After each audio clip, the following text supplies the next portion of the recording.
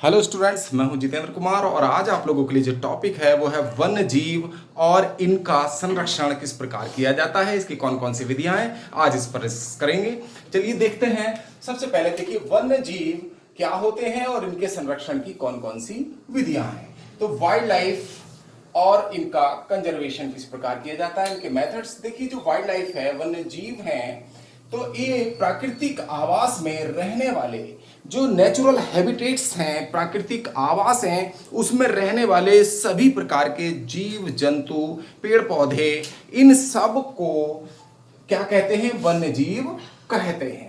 और इन पर क्या होता है? मानव का नियंत्रण व प्रभुत्व नहीं होता। ये स्वतंत्र रूप से अपने आवास में निवास करते हैं। यानी कि सभी प्रकार के पेड़ पौधे और जंतु जो अपने प्राकृतिक आवास में रहते हैं और जिन पर मनुष्यों का कोई प्रभुत्व नहीं होता, कोई नियंत्रण नहीं होता, उन्हें हम वन्य जीव कहते हैं। ठीक, बिल्कुल सही। आप देखिए, वन्य जीव इकोसिस्टम यानी पारिस्थितिकी तंत्र के जैविक घटक यानी बायोटिक फैक्टर्स होते हैं और ये खाद्य श्रृंखला बनाते हैं और पारिस्थितिकी तंत्र का संतुलन भी बनाते हैं। अतः इनका जो संरक्षण है इन वन्य जीवों का बहुत आवश्यक होता है। तो इसके संरक्षण की देखिए निम्नलिखित विधियां हैं। पहला मेथड है इन सिटू कंजर्वेशन यानी स्वस्थानीय संरक्षण। स्वस्थानीय संरक्षण का मतलब है जिस प्राकृतिक आवास में ये जीव जंतु निवास कर रहे हैं उन्हीं क्षेत्रों को क्या कर दिया जाता है? निषिद्ध क्षेत्र घोषित कर दिया जाता है सरकार द्वारा और फिर उनका संरक्षण किया जाता है और बिना परमिशन के उस क्षेत्र में फिर कोई प्रवेश नहीं कर सकता। ऐसे प्राकृतिक आवासों को निषिद्ध क्षेत्र घोषित करके जीव जातियों का संरक्षण किया जाता है और निषिद्ध क्षेत्रों के कुछ नाम दे दिए जाते हैं। जैसे निषिद्ध क्षेत्र बनाए गए हैं, नेशनल पार्क यानी राष्ट्रीय उद्यान बनाए जाते हैं और राष्ट्रीय उद्यानों में क्या है? वन्य जीवों का संरक्षण किया जाता है और साथ साथ पारिस्थितिकी तंत्र यानी कि इकोसिस्टम का भी संरक्षण किया जाता है। दूसरे बनाए जाते हैं सेंचुरीज यानी अभयारण्य, जिन्हें हम प्राणी विहार भी कहते हैं। और प्राणी विहारों की संख्या भारत के अंदर लगभग 520 है, 520 है सेंचुरीज। और प्राणी विहार को सेंचुरीज, अभयारण्य भी कहते हैं और इनमें केवल वन्य जीवों का संरक्षण किया जाता है।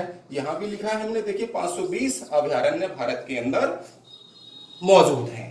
अब आता है देखिए सेंचुरी के बाद हम आपको बता रहे हैं सेंचुरीज हैं और सेंचुरीज के बाद है फिर बायोस्फीयर रिजर्व। देखिए बायोस्फीयर रिजर्व हैं जिसको जीव मंडल आरक्षित क्षेत्र कहते हैं। जीव मंडल आरक्षित क्षेत्र बनाकर भी क्या है? जीवों का, वन्य जीवों का संरक्षण हम कर सकते हैं या करते हैं। इसकी यूनेस्को ने सबसे पहले 1971 में जीव जंतुओं यानी वन्य जीवों के संरक्षण हेतु जीव मंडल आरक्षित क्षेत्र बनाए और जीव मंडल आरक्षित क्षेत्रों में जीवों का यानी कि वन्य जीवों का और पेड़ पौधों का संरक्षण किया जाता है। और भारत के अंदर 18 बायोस्फीयर रिजर्व हैं यानी कि जीव मंडल आरक्षित क्षेत्रों की संख्या भारत के अंदर है 18, ध्यान रखिएगा। और हिमालय प्रदेश का जो शीत मरुस्थल क्षेत्र है और शेषाचालम है, ये दो प्रमुख बायोस्फीयर रिजर्व हैं। ध्यान रखना, हिमालय का शीत मरुस्थल क्षेत्र और शेषाचालम क्षेत्र, ये दो क्या हैं? बायोस्फीयर रिजर्व हैं यानी जीवमंडल आरक्षित क्षेत्र हैं। और इसके अलावा वन्य जीवों का हम सैक्रेड ग्रूव्स एंड लेक्स यानी कि अलौकिक ग्रुप्स और झीलों में भी क्या है? वन्य जीवों का या जीव जंतुओं का संरक्षण हम करते हैं। इसके बाद आता है देखिएगा एक्स सिटू कंजर्वेशन। फिर आता है देखिए एक्स सिटू कंजर्वेशन यानी कि वही स्थानीय कंजर्वेशन। एक्चुअली जो प्राकृतिक आवास हैं, जीवधारियों को प्राकृतिक आवास से अलग करके विशेष स्थानों में उनका क्या करते हैं? संरक्षण करते हैं। विशेष स्थान बनाकर उनका संरक्षण किया जाता है और जो संकटग्रस्त प्लांट्स एंड एनिमल्स हैं उन्हीं को हम इसमें चुनते हैं और इनको प्राकृतिक आवास से निकालकर जंतु उद्यान में या वानस्पतिक उद्यान में या वन्य जीव सफारी पार्क में बीज बैंक या जीन बैंक आदि इसके उदाहरण हैं। इनमें क्या करते हैं, एंडेंजर्ड एनिमल्स एंड प्लांट्स का हम संरक्षण करते हैं। अब देखिएगा भारत के राष्ट्रीय उद्यान। अब देखिए भारत के राष्ट्रीय उद्यान जिनमें जीव जंतु और पेड़ पौधों आदि का संरक्षण किया जाता है वह Jim Corbett national park Uttarakhand में है, दुधवा नेशनल पार्क लखीमपुर खीरी उत्तर प्रदेश और काजीरंगा नेशनल पार्क जोरहाट असम। और यहाँ पर गैंडे और हाथियों का संरक्षण किया जाता है काजीरंगा नेशनल पार्क जोरहाट असम में, ध्यान रखिएगा। उसके बाद देखिए प्राणी विहार यानी अभयारण्य, और ये अभयारण्य हैं जिनमें केवल वन्य जीवों का संरक्षण किया जाता है। वो है जलदा पारा प्राणी विहार मदारी हाट पश्चिम बंगाल में और घाना पक्षी विहार भरतपुर राजस्थान। और देखिए वन्य जीवों को जो वाइल्ड लाइफ है इसके कंजर्वेशन हेतु भारत सरकार ने कौन कौन से प्रयास किए हैं।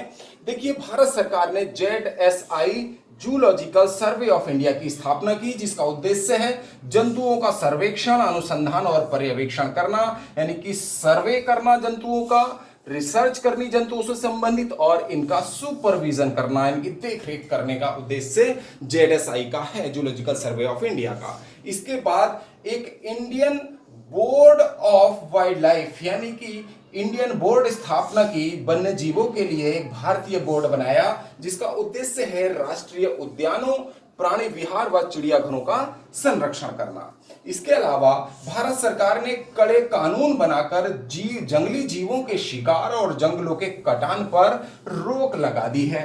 इसके अलावा भारतीय जंतु सर्वेक्षण विभाग एंडेंजर्ड स्पीसीज जो हैं, जो संकटग्रस्त प्रजातियां हैं पेड़ पौधों की और जंतुओं की, उनको रेड डाटा बुक में उनको सूचीबद्ध करने का काम कर रहा है भारतीय जंतु सर्वेक्षण विभाग। इसके साथ ही भारत में 1973 में बाघों की घटती संख्या को देखते हुए सरकार ने बाघों के संरक्षण के लिए, टाइगर के संरक्षण के लिए टाइगर प्रोजेक्ट बनाया, जिसे बाघ परियोजना या टाइगर प्रोजेक्ट कहते हैं। 1973 में इसकी स्थापना की और इसका उद्देश्य था विभिन्न राष्ट्रीय उद्यानों में बाघों का संरक्षण करना।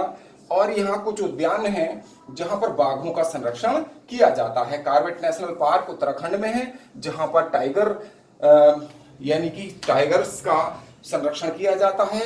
बाघों का और रणथंबोर नेशनल पार्क सवाई माधोपुर राजस्थान में है, यहाँ पर भी बाघों का संरक्षण किया जाता है। सुंदरवन चीता अभयारण्य पश्चिम बंगाल में स्थित है और यहाँ पर भी बाघों का संरक्षण किया जाता है।